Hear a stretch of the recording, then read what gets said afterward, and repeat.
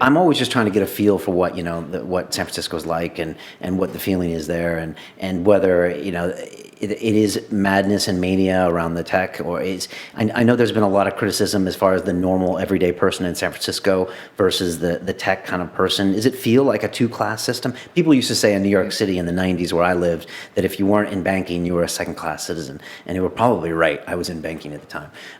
But is that the case in San Francisco? Is it that much of a divide or is it overblown?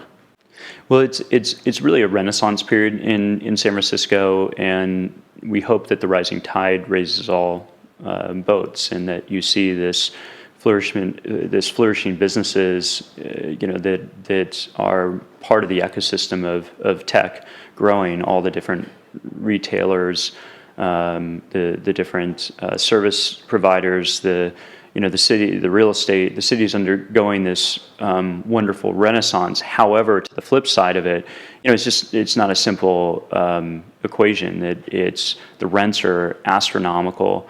There is a fair amount of unhealthy materialism, in my opinion, and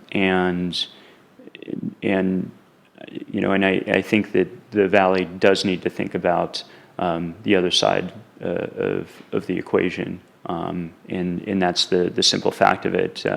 In any of these great periods of prosperity, these type of divisions occur, and we're right in the midst of trying to contend with it. And what you see are these issues or powder kegs arise around attacking buses and things like that. What have you seen in London this week that impresses you? Has there been any kind of sector or companies or anything that you're like, it's interesting to see what these people are doing? Because in a weird way, you kind of put these people in a different time zone, 8 time zones away, and they're obviously going to come up with slightly different things than people in New York or San Francisco. I was wondering if anything kind of stuck in your mind.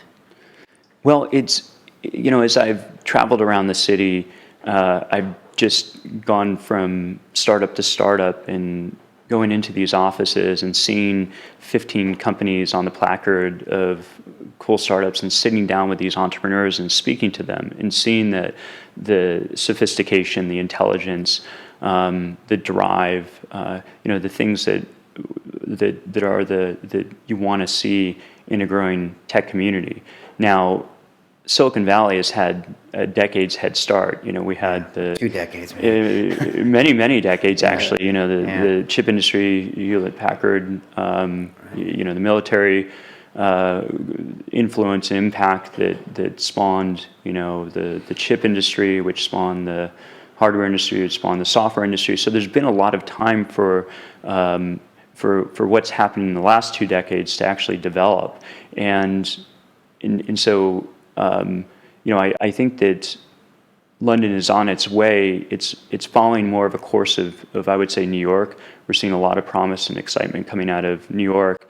So it's following more of that. Whereas if I think about the exciting things that are happening in India, in China, you have a lot of Indians, a lot of Chinese going back to India and China to start companies, and that's because they're self-contained markets and they're so enormous. The Alibabas and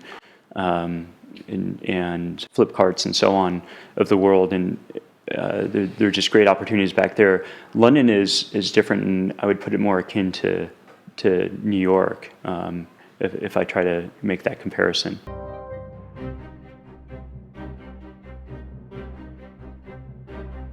We have people pair up between some of the startups that we work with and some of the established people that we have within the business, and it's about sharing best practice and mind share and all of that sort of stuff, and it really rubs off on them. It really rubs off on them in terms of some of the ideas that they can come back with and the different ways in which they approach challenges.